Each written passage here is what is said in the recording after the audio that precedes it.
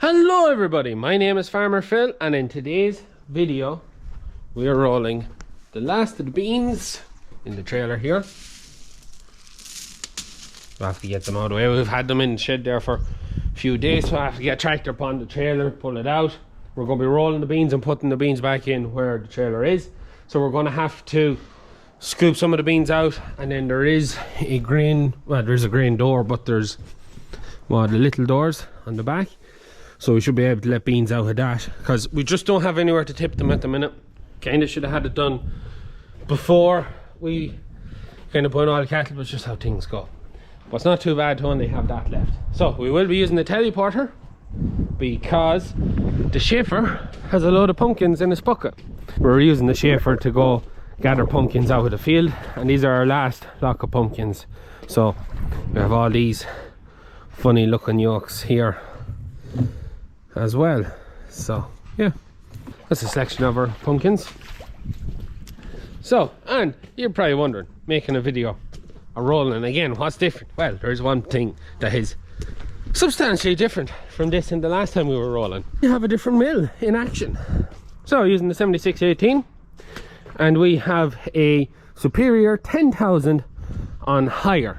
Yes, on hire, not demo, because our own mill, literally when we finished up rolling them lock of beans and we're just squeezing it down, and my father noticed that, well, this is all covered up, but in behind there, the belts, the drive, both the two big rollers, noticed that one of the bearings was gone. There was a lot of playing it, and that could have been why I was having issues and had to tighten the tensioner, because that was starting to give, and that could have been when it actually went. But because that went, and putting in the big bearings that hold them rollers, pig of a job. Father Phil has only ever done it once on our last machine before the one we have now. We could do it ourselves, big pain in the hole of a job, but our other roller, you can look in here, the grease guns in there, take that out. These are the big rollers that do the work. Our mill, them rollers were gone shook. What I mean by shook was they're very worn down. There's grooves cut into them, you may be able to see them there, and them grooves kind of help feed in the grain, and the grain into the rollers kind of catches it, pulls it in and squishes it. And ours, they're nearly completely gone, and it needs to be re-skimmed, re-grooved. But doing that, part of that process, they put on all new bearings. So if we were to replace a bearing, that job already needs to be done anyway, so we'd be, if you know what I mean, it's doing a job that doesn't really need to be done. No, I can't remember the man's name, but I'll get Father Phil to remind me of his name. So we went to a man that looks after that job. He takes apart the mill, he sends off the roller unit, the two rollers and that kind of middle section to the UK, back to Superior, where they re-skim, re-bear and do all that, send them back, he puts it back together. That's it. So we brought our mill down to him, and we needed to hire a mill to finish the bit of rolling we have to do in the country and to do the bit for ourselves. And he had this one in the yard, the 2016 machine, which it is for sale. I think it's a season done after it has been re-skimmed and re-beared. So we said we'd give it a go. We'll do the rolling, and then we'll talk about the things that are different between this and our own machine. It's a slightly bigger machine, so it has metre long rollers, whereas ours are 90 centimetre long rollers. But it's a very nice machine, so we're going to be using that to do the rolling, just to get all the rolling we've left to do done. We're nearly there.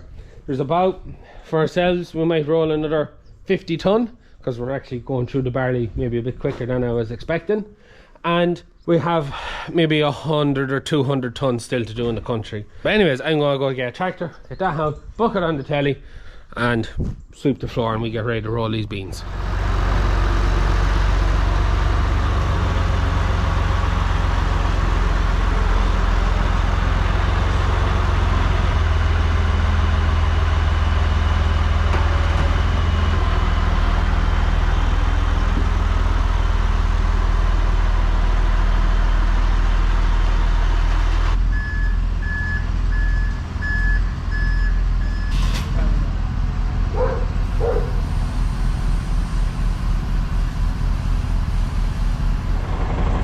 So we're just about ready to go now.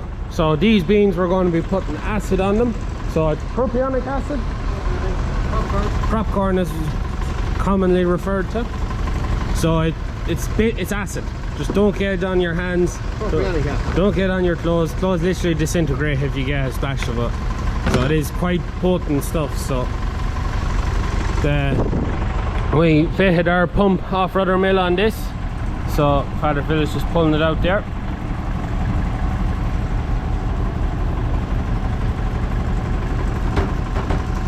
So that's the acid pump.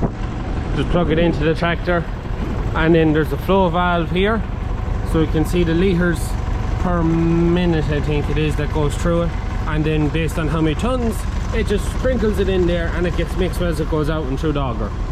Our last beans that we done, they're over here. We treated them with the alkaline treatment and they haven't kept so good. There's a heat in them. We're just every day we're going in turning them. They're just not over happy with how they've kept now. They've turned black, they do that anyways with that treatment, but just not happy with how they're keeping. So we're trying to use them, maybe not so much quickly is the right word, but just try and keep them all turned, just try and keep the heat out of them. Just disappointed now. That's why we're going to the acid. Acid is a bit, I suppose, a little bit more foolproof than that. Just pouring lots of acid, same problem. The only thing is with the acid, if you were to treat with acid, that obviously decreases the pH of the feed you're feeding your cattle. So it can, if that was all treated with acid, you would be more likely to suffer from the likes of acidosis, especially on a heavy meal diet. So while the amount of beans we'll be treating and they'll be getting, it won't matter, but if everything in there is rolled with acid, it will be a different story. But acid this year is very expensive, and that's a barrel that we bought last year. Anyways, I think we're just about ready to go now. We're going to find a brush to do a bit of sweeping. So we're rolling away, but I'm caught trying to keep up with the mill. It's going to be quite hard because that mill processes a hell of a lot more than our mill is able to. Beans are actually lovely and cold in that. I can't get packed full buckets, and that mill definitely processing more than I'm able to carry across. Such a quick mill, and then it doesn't help. It is in quite an awkward spot to get a load of bucket in, because it's just under the edge of the shed and I don't have much wiggle room. But yeah, done all the same. A little bit easier if I had the shaper, so but shaper with the higher cab, a little bit easier to see what you're doing when you're working at them kind of height. Anyways, the show on the road. We get these beans rolled.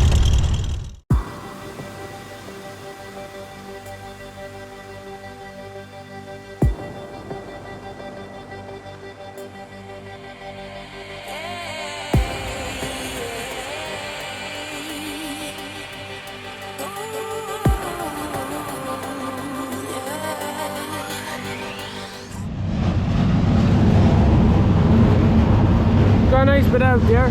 So we did change up how we were doing it. We started scooping it out, taking far too long to get stuff out of that.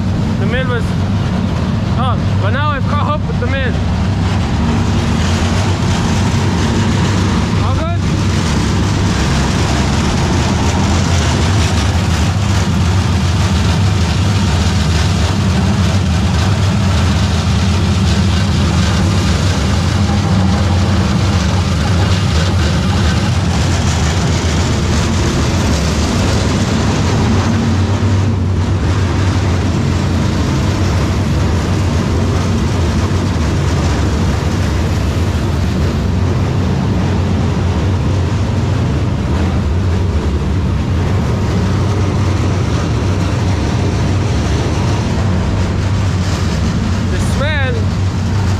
While rolling is like vinegar.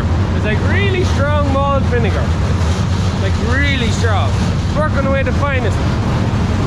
So really what we're doing with the acid is we're pickling the beans. We're making pickled beans for the cattle.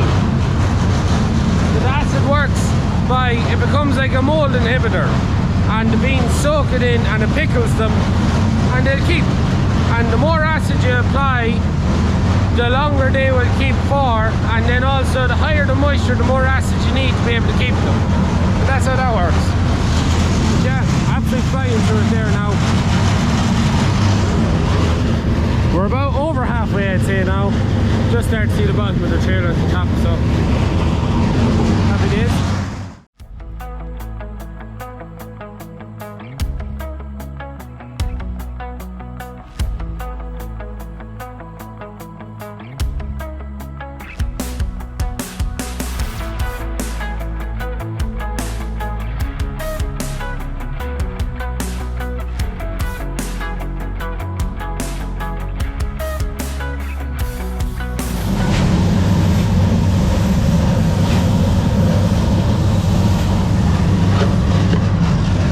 Coming to the last of them there now.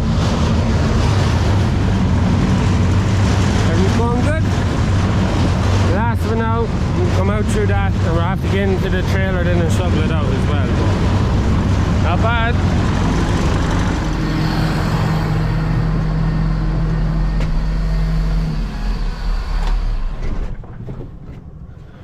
And now that is all the beans rolled. Trailer empty. The pile in. So why do we go through all the bother of rolling all this grain, making sure the mill is in the harvester when we're cutting maize, cutting whole crop, to crack the grain? The reason for it is, I have a, move my bean seed. I have a seed here. All the grain is all seeds, and seeds, jeez, I keep losing it. Seeds by nature have this hard outer shell, a hull is what we call it, and that hard outer shell is to protect the seed from the elements, the weather and whatnot, but it's also designed that an animal can eat the seed, whether it's a bird, a chicken, a cow, a pig, whatever, and that seed, if it's not damaged by the teeth, will go through the digestive system of an animal, come out the other end and still be able to grow. And that's how by nature they were designed, to try and spread seeds all over the place, that if fed to an animal will near enough more than likely go through it and still be able to germinate afterward. So to make sure that our cattle can get all the energy that's inside the seeds or the grain, we have to roll it. So we have to turn that seed into that. We have to crack that hull, and when we crack that hull, that allows the animal to get at the energy inside. I have a handful, take out me unrolled bean, have me handful of stuff there, and you can see there's some oats in it there and some barley. You can see all the white. That's all the energy that the cattle, that's in them seeds, that the cattle need to get. And the hulls are still there. They're still there. Blow them away. But that's the energy, and we need to crack the hulls so that that energy can get out of them seeds when it goes through the digestive system of the cattle. And that's quintessentially why we roll it. Otherwise, it goes through the cattle. So, one thing when we're feeding our bulls, to make sure that we're getting enough of a crack on our grain that we'll be processing, and make sure the diets are right, is we look at the dung to see, is there much grain going through it? Because if there's too much grain going through, then we have a problem, whether it's not rolled enough, or maybe we're feeding too much grain and the cattle are getting maybe a little bit sick. You see, if you feed too heavy, you can upset them, and when you upset them, it's like having diarrhea. The grain will run through without being digested. So we're beside the bulls now, and we'll get into the pen and we'll have a look at some of the poos on the ground and see can we find any grains. We do this every now and again just to see how the bulls are feeding and see how they're doing. At the minute, they're either standing up and eating or lying down chewing their cud.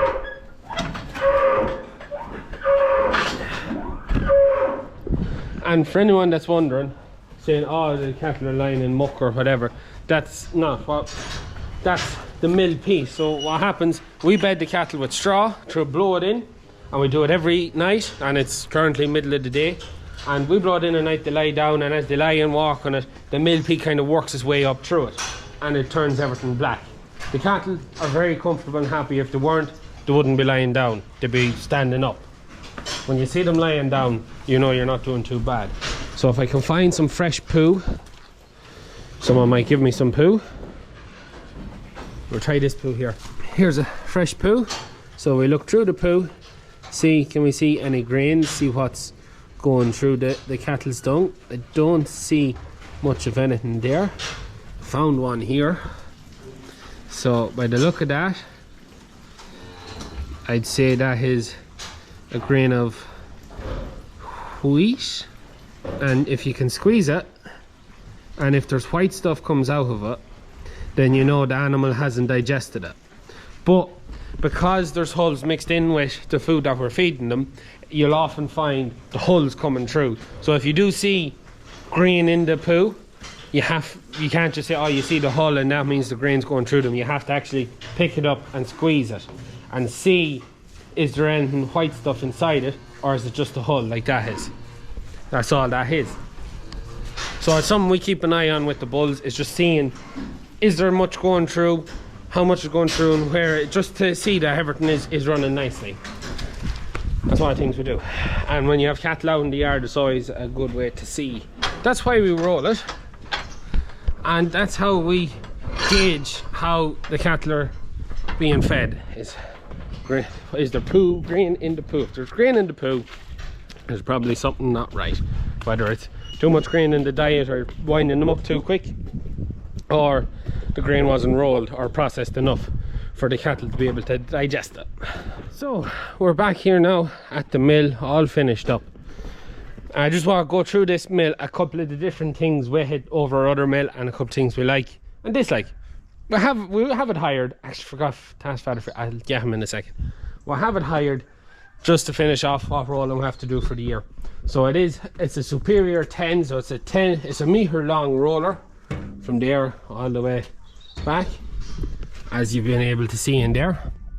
It has a rotary calculator, which is probably one of the coolest things on it. So it counts, so it's done 340 revolutions since we started it. It's a simple unit there, counts it, twists the key, resets it, and in barley 40 revolutions is a tongue gone through it, so that's how it counts. And it's run on the hydraulic motor here, and then we have I'm trying to think of the right word. We have a dial here which will increase and decrease the flow of oil, which will speed up and slow it down. The only downside to this is you're kind of constantly changing it a bit so that it doesn't overfill this area, or have it that it's rolling, stops rolling, rolling, stops rolling, that there's not enough going through it. That is probably the biggest downside. When we got going first, it took quite a while to get it set, and even if you change between maybe 2 fields of barley, that can even mean you have to change again, because different barley's different qualities and moistures don't tend to run through the machine the same. It also has, this is a magnet here, which, great job, you can see bits of stuff stuck to it there, bits of rust I'd say out of the trailer or maybe the combine. So super job that. And the other thing is, you can get in, like if we're unfortunate enough to have something run into that, if it was a metal, that's going to catch it. If it was a stone or something, well actually I'll show you this. There's the feed lever here, so you can see the lever there closing and opening off the roller. So that is how you adjust. So you adjust this to fill in that, how much it rolls, and then you adjust this here for how much grain you want going into it. So it nearly completely shuts it off, opens it up. But the huge thing with this over our own is, if we had a stone or anything go in, we don't have a metal plate in it or a metal catcher.